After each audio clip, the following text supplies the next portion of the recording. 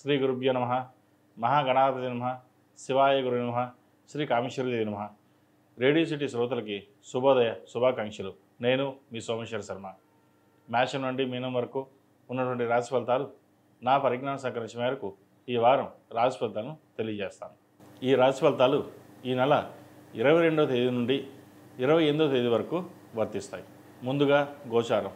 మేషంలో శుక్రుడు, మిథునంలో రవి బుధ గురువులు, సింహంలో కుజకేతువులు, కుంభంలో రాహు, మీనంలో శని.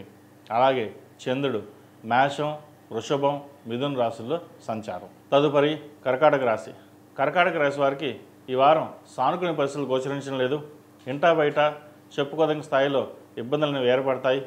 మంచికి వెళ్తే చెడు ఎదురొచ్చినట్టుగా ఉంటుంది వ్యవహారం.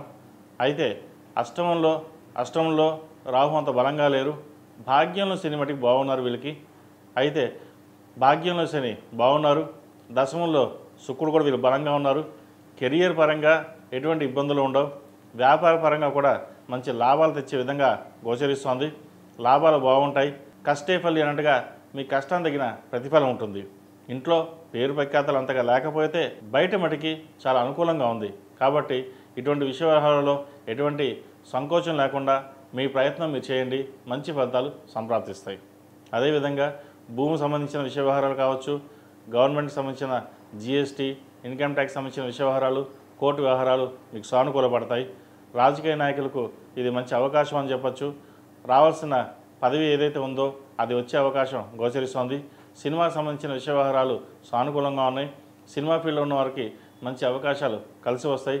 టెక్నీషియన్స్కి ఈ వారం బాగుందని చెప్పవచ్చు.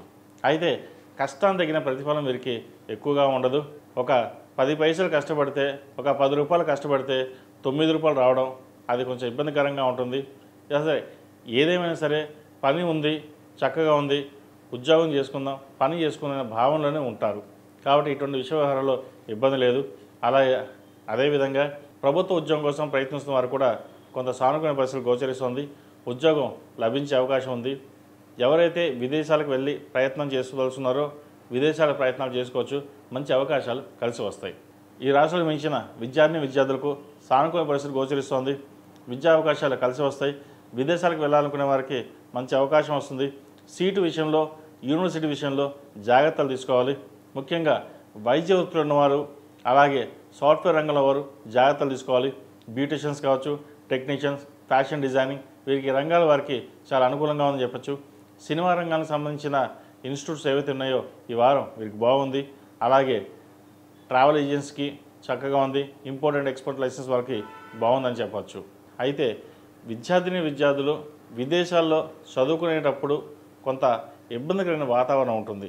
ఇటు ఫ్రెండ్ సర్కిల్స్ కావచ్చు, అటు వేరే కుటుంబ సభ్యులు కావచ్చు, ఎవరైనా సరే కొంచెం ఇబ్బంది పెట్టే రకంగా గోచరిస్తోంది. వాటి విషయంలో జాగ్రత్త వహించి ముందుకు వెళ్ళండి. మంచి ఫలితాలు సంప్రాప్తిస్తాయి. అలాగే విదేశాల్లో ఉన్నవారు మంచి ఉద్యోగం లభిస్తుంది. గ్రీన్ కార్డ్, వీసా విషయంలో ఎటువంటి సంకోచం లేదు. వీసా వచ్చే అవకాశం గోచరిస్తోంది. ఈ రాశిలో జన్మించిన స్త్రీలకు వృత్తి ఉద్యోగాల పరంగా, వ్యాపార పరంగా అంత అనుకూలంగా లేదు. వచ్చిన అవకాశాలు సద్వినియోగపరచుకోవాలి. ఎందుకంటే కుజకేతువుల వల్ల అన్ని రాశుల వారికి ఏదో రకంగా కొంత ఇబ్బందికరమైన వాతావరణం ఉంటుంది. కాబట్టి ప్రతి రాశి వారికి కొన్ని జాగ్రత్తలు అన్నది చెప్పడం జరుగుతోంది. ఇది సూచిక మాత్రమే.